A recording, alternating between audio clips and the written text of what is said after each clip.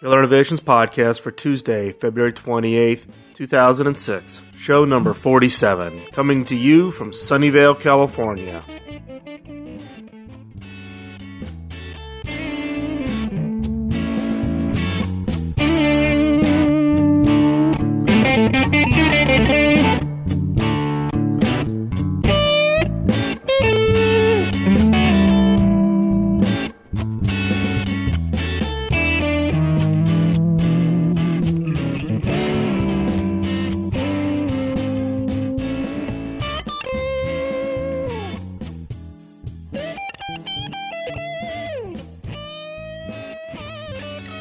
Welcome to the Killer Innovations Podcast. I'm your host, Phil McKinney.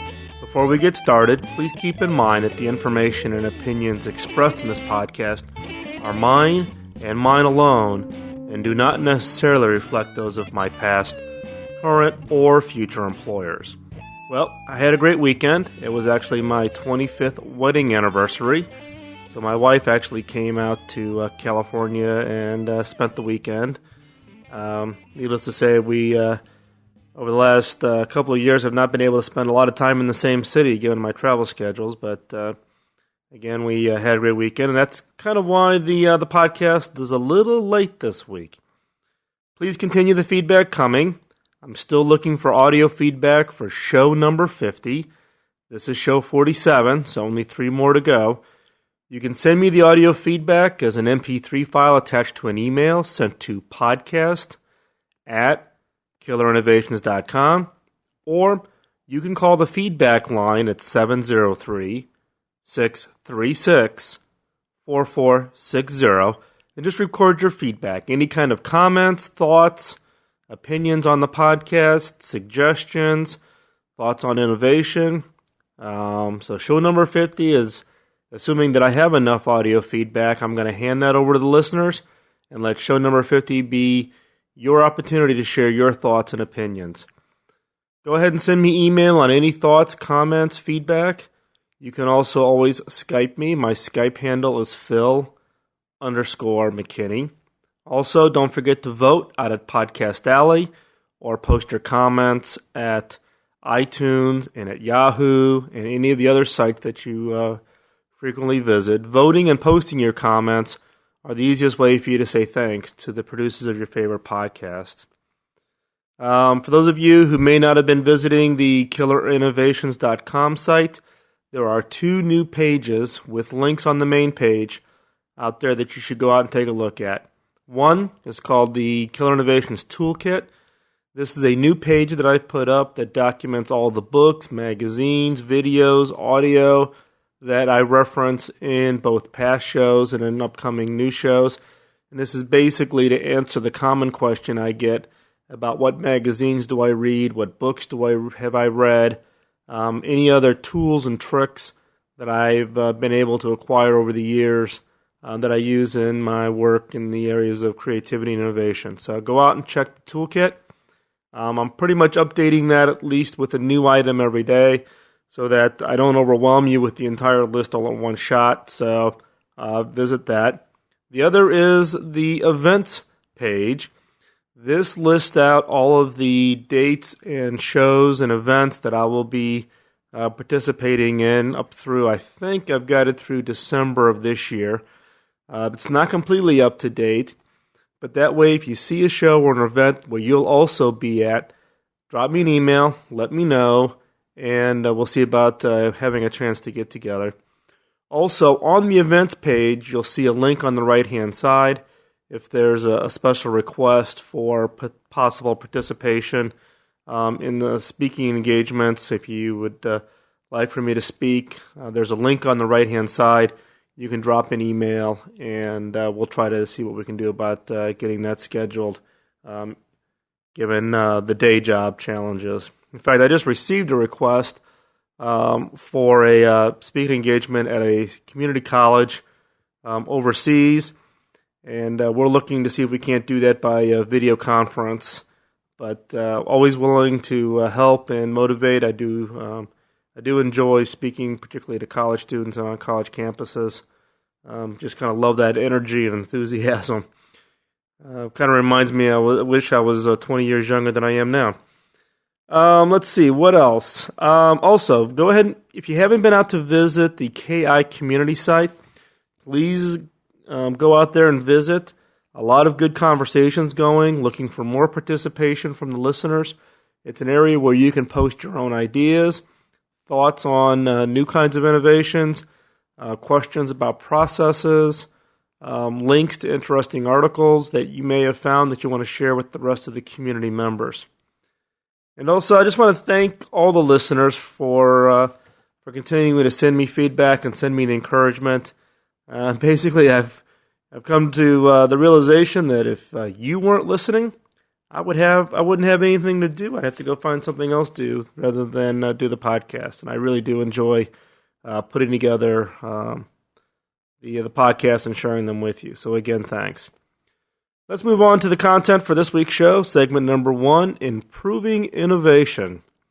This is the number one question I get from the listeners, is how to improve the efficiencies of innovation. Whether you're a small business or a large business, the question comes down to is that, we may be innovative, we may be doing an okay job, but how do we increase the efficiencies of the overall culture of innovation within the business? So, what I've come up with, and these I've gotten from a couple different articles that I've kind of mashed together, a couple of mine that I've reworded based on my own experiences. But basically, and if you've listened to previous podcasts, you've heard me talk about the use of ratios in order to try to drive change within your organization. So I've come up with a new set of ratios about how to improve the efficiencies of innovation. The first ratio is raise the ratio of innovators to the total number of employees. If you're a 100-person company and you have one person who's really innovative, kind of a low ratio. How do you improve your efficiencies? Get 2, 3, 4, 5, 10, 20 people in your organization who are highly creative, highly innovative. That obviously is going to improve your innovation efficiencies. Second, raise the ratio of radical innovations to incremental innovations. Now, go back. There's actually a podcast we talked specifically about radical or breakthrough innovations versus incremental. There is absolutely nothing wrong with incremental innovations. The key, though, is that if you truly want to have impact, if you want to move the needle in the form of revenue, profit, impact on society, you need to look for those breakthrough radical innovations. So to improve your efficiencies, don't settle for incremental if that's not what your objective is. Raise the ratio of radical innovations. Third, raise the ratio of externally sourced innovations to internally sourced innovations. And this is basically forcing you to give up that not invented here problem that most companies deal with. You can't expect for you to be have this radical impact and come up with these radical innovations purely by using only your internal activities. You have to become very good at being able to go outside the business and look for those new breakthrough ideas. You need to put processes in place that makes it easy for individual inventors, innovators, small companies, investment communities to bring to you new kinds of ideas.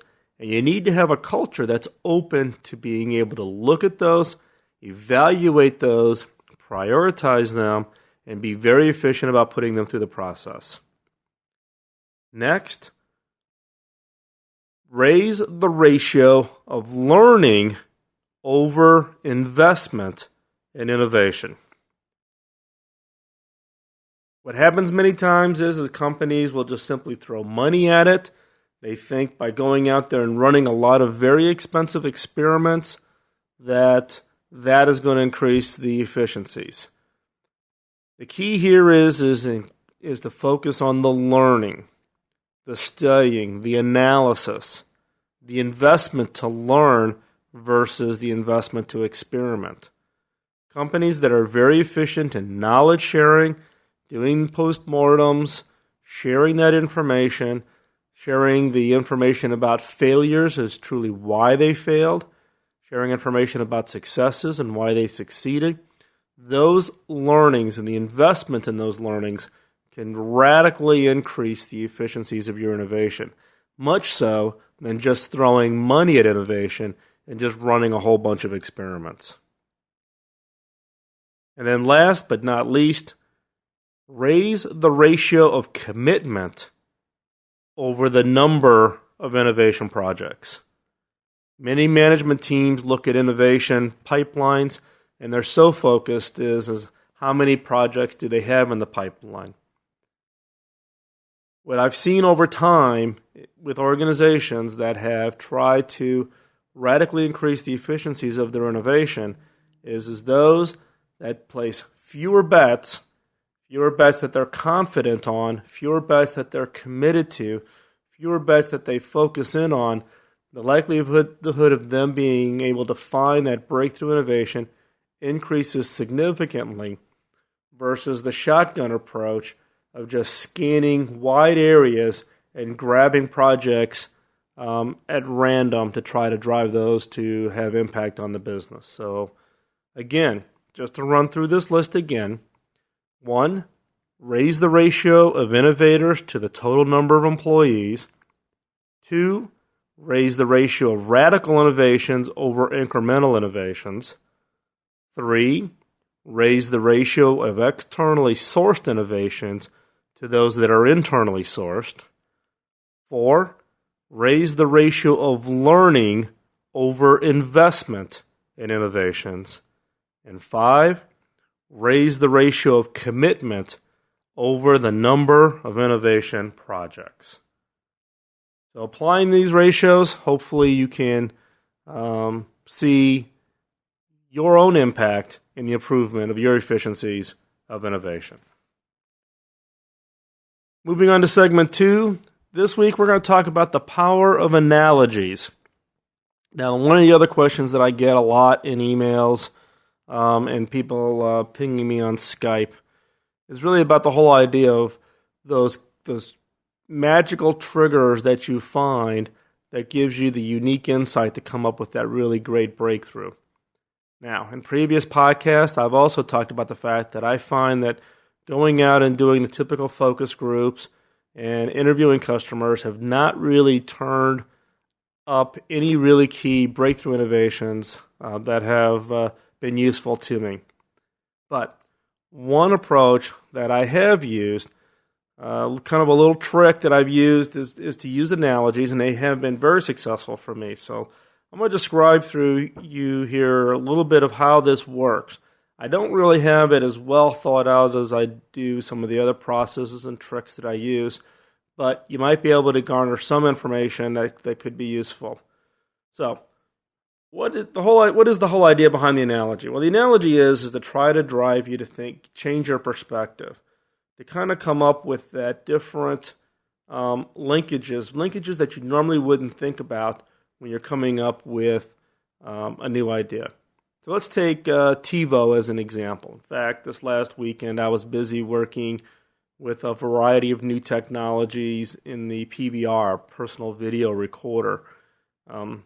My family has to put up with being the victim of all of these experiments of new technologies that I bring home and watch them struggle, and they get to watch me struggle putting these together and trying to derive how these things work. But one technology that I have been just absolutely amazed with, one with the market adoption, but also in just its usefulness, is the TiVo or TiVo-like experience. Basically, that personal video recorder that automatically records the show, allows you to pause live TV, allows you to skip those commercials, allows you to time shift.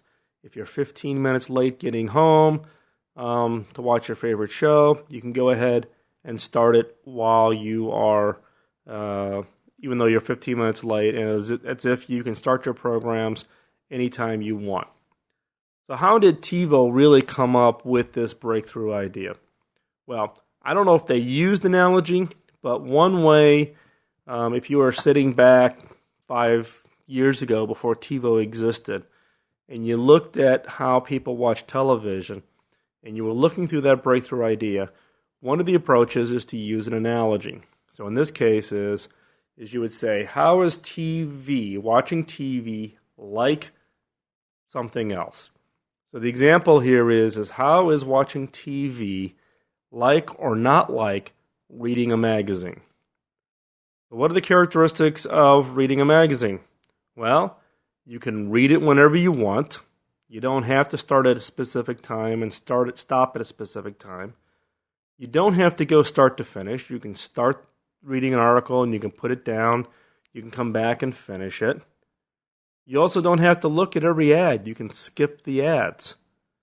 So if you sat down and you thought about how is watching TV like or not like reading a magazine, and you sit down and you describe what it is about reading a magazine, and then compare that against the capabilities of watching TV that are there or that are missing, then you can identify capabilities that could be potentially useful in coming up with a new idea.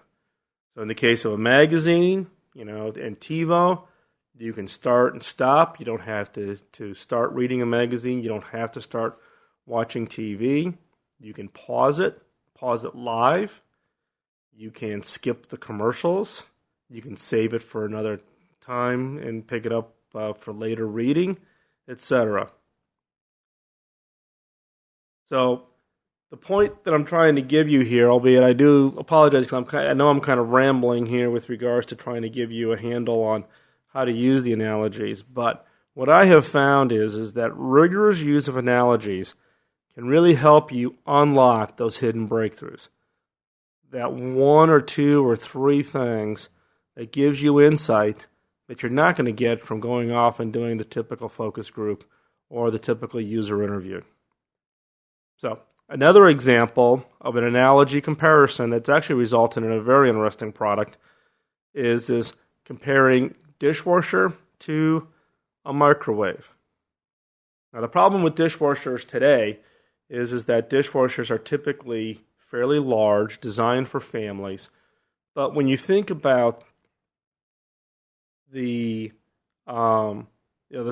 growing population of singles, and they have a dishwasher in their apartment or in their home, and they're typically eating by themselves, the problem you run into is what do you do with the dirty dishes? Do you wash them one at a time? Well, then why do you have a dishwasher? Do you put them in the dishwasher and run them? Well, that's a waste because they've only got a few dishes in them. Do you put them in the dishwasher and wait until the dishwasher's full before you run it? Yeah, that could be a health problem. So what do? Well, the analogy of a dishwasher to a microwave. Well, a microwave is very efficient from the standpoint of doing small items, doing them relatively quickly, designed for making small batches of food, those kinds of things. So what happened is one of the companies came up with a dishwasher that literally operates on a small load rather than a full load like a normal dishwasher. So you can put in a couple plates and saucers and a couple cups, and you can do very, very small batches. And these kinds of devices are hugely popular with the growing population of single people. So again, based on my experience, again, the rigorous use of analogies really can help you unlock the breakthroughs that you're looking for. Now, there's not a canned list of analogies that automatically create the magic linkage. You need to experiment. You need to find the analogies that work for your industry. So if you're working in a particular high-tech area, you may want to look at things, for instance, if you're doing media, maybe you look at old kind of media, whether it's going to the movie theaters or watching VHS tapes or something else. If you're in the restaurant business, maybe you look at large restaurants, cafeterias, eating at home, whatever the analogies or comparisons that you can come up with. And you're going to have to do the search. You need to find the analogies or the linkages that are appropriate. Don't get hung up, though, on trying to find linkages that are very close to each other. Be very, very random. Be out there looking at totally different industries, totally different user experiences, and trying to find those kinds of unique linkages. But when you find those right analogies, keep that list, because you'll find that you can actually trigger more and more ideas out of coming back and revisiting some of those analogies again. Moving on to segment 3, the killer question of the week. This is kind of tied to segment 2 on the use of analogy. Is how do you use killer questions to change your perspective? Can you use a killer question to fundamentally change the way you think about your business? So, the basic example that I'm going to give here in the killer question for this week is the question really focuses around is how do you avoid becoming a prisoner of an industry norm or a rule of the business, kind of those unwritten handcuffs that basically lock the business from being able to do things differently. So, in this case, this is a kind of a multi-step process that I've gone through to kind of break the log jams of thinking about fundamentally changing the way a business operates. So, step 1, deconstruct your business model. Step 2, do a point-by-point comparison with each of your competitors. If you look at your business model, your supply chain, your value chain, your experience chain, however you want to refer to it as, deconstruct it and then lay out your competitors next to each one of those steps, each one of those components against your business model. And then for each convergence where your process agrees exactly or agrees closely to what your competitor is doing, that becomes the opportunity. And the killer question for this week is there truly no other way to organize this aspect of our business? So again, for each point of convergence, where a step in the value chain or the step in your business model or the value you deliver to your customers identical to the value that your competitor can deliver, then you need to ask yourself this killer question. Is there truly no other way to organize this aspect of our business? And be honest with yourself.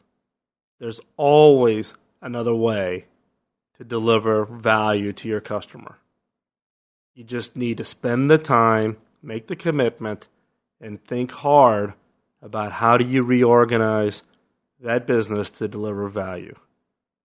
So again, deconstruct your business model, do a point-by-point comparison with each of your competitors. For each point of convergence where your value, your step, your process agrees with your competitors, then ask yourself the question, is there truly no other way to organize this aspect of our business? And with that, thanks for listening. Remember to vote. Go out to Podcast Alley. Post your comments on iTunes. Visit Yahoo. And leave your comments and your votes for the Killer Innovations podcast. I do truly appreciate them, and I do read them. Send me your feedback. We're coming up on show number 50. You can send me your audio feedback as an audio file attached to an email sent to podcast@killerinnovations.com. Or you can call the feedback line at 703-636-4460. Always, you can feel free to send me an email or Skype me. The email is podcast@killerinnovations.com. Or you can Skype me at Phil_McKinney. Visit killerinnovations.com for the new links that I mentioned in the beginning of the show to see the toolkit, which is books, audio, video, creativity card set, deck sets that I use. There is an RSS feed, so you can stay up on them as I post them. As I said, I'm doing about one a day right now because I don't want to overwhelm everybody looking out at the list. Also, the events list is out there, so you can see trade shows and that I will be at. And if you happen to be at the same trade show, feel free to drop me an email, and let's get together for either a meal or for drinks. And last but not least, get subscribed. There are a number of listeners who are still directly downloading from the website. Get yourself a podcatcher software, whether that be iTunes or iPodder or any of the other software tools that are out there, and subscribe. That way you'll get the show automatically every week as I post it out there, and that way you don't have to continually check the website. So get subscribed. Get others to subscribe. Share the impact of the show with others. And for this week, practice. Innovation, as I've said many times, it's not a gift that's given to you. It's a skill to be learned, and it's a skill to be practiced, and it's a skill to become proficient at. If you want to be proficient at creativity and innovation, you have to practice. Get creative, and have a great week. We'll talk to you next week. Bye-bye.